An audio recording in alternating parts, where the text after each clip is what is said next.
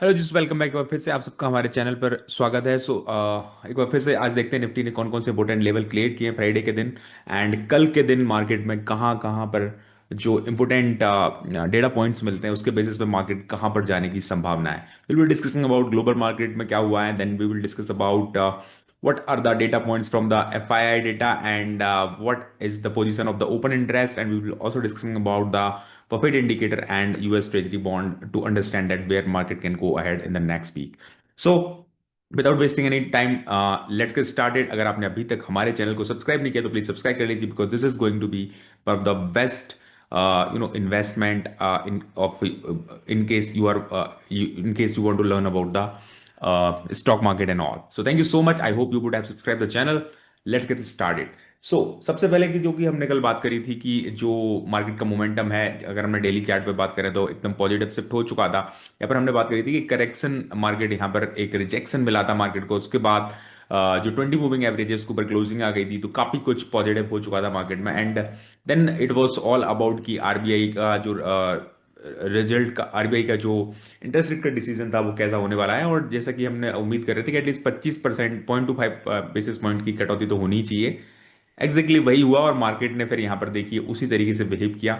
और यहाँ पर सबसे पहले जो जैसा कि हम बात कर रहे थे, अगर मूविंग एवरेज के ऊपर क्लोज हो जाता है और यहाँ पर एक कॉन्ट्रैक्शन के बाद ऊपर चढ़ता है तो फिर आप एक अच्छी बाइंग की उम्मीद कर सकते हैं। एग्जैक्टली वही हुआ। आप देखिए पहले मार्केट पहले ही कैंडल में कॉन्ट्रैक्ट हो, जो मूविंग एवरेज सारे को क्रॉस कर चुका था, एक बार टेस्टिंग हुई और एक बार फिर से वहां से जाकर के एक अच्छा प्राइस एक्शन बनाते हुए मार्केट ने पूरे दिन एक बहुत ही बढ़िया मोमेंटम दिया।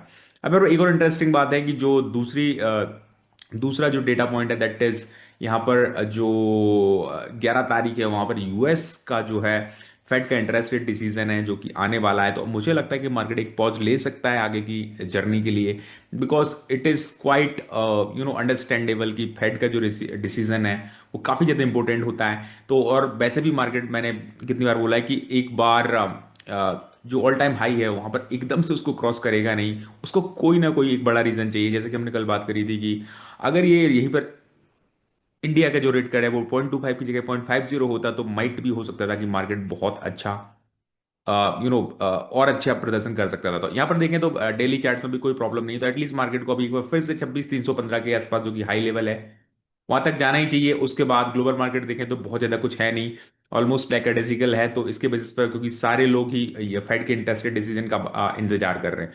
अगर हम एफआईज की बात करें तो एक बार फिर से मामूली सी बेरिशनेस देखने को मिली है, बट अगर कॉल साइड और पुट साइड और फ्यूचर साइड देखें तो एक बार बुलिशनेस आई है। तो ये थोड़ा सा सेंटीमेंट थोड़े से बदले हुए यहाँ पर दिख रहे हैं।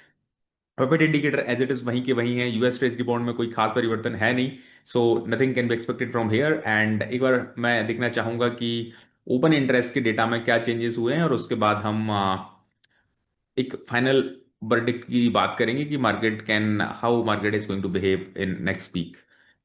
सो इट इज लाइक जैसा कि हमको दिखाई पड़ रहा है कि 26,000 रुपए के पुट्स ये बहुत ज्यादा ऐड हुए, तो यहाँ से मार्केट 26,000 से लेके 26,300 के बीच में शायद देख रहा है इस वीक की एक्सपायरी को। सो जो कल का मार्केट है माइल्ड पॉजिटिव टू साइडवेज होने की संभावना है।